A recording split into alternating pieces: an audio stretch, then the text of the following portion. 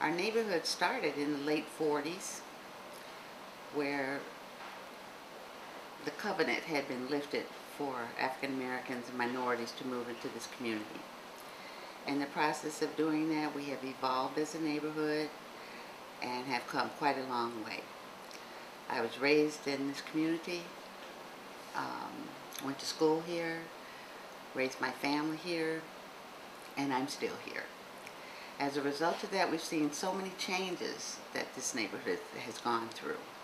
The transition has evolved from families and neighbors who care about one another to the point where they're slowly evolving to become strangers.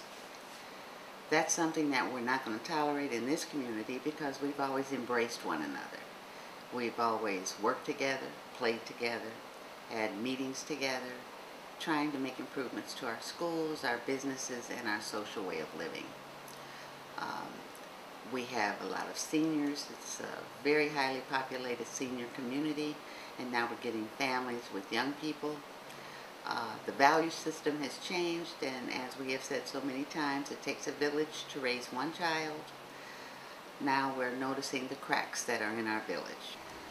Here we are standing outside of one of our foreclosed properties. This is a beautiful home, and the residents that were formerly here were trying to work something out with the banks. As a result of that, they're out of their home. This is no good for the bank. It hasn't even been boarded up yet. So many cases are like this of the 300 to 400 homes that are in foreclosure in our community.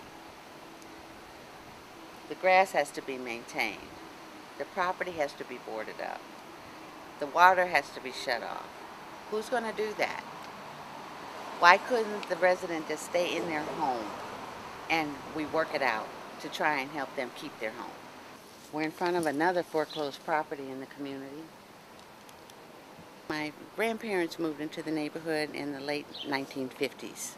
In the process of doing that, they always taught us to have that community pride or that civic pride for our neighborhood. They left a legacy with me, and I plan on leaving a legacy with this community. I don't want the legacy to be this. I don't want this virus to spread any further. You know, we're going to have to do something to try and work this out. This is not the way I want to leave this community or leave it to my children like this.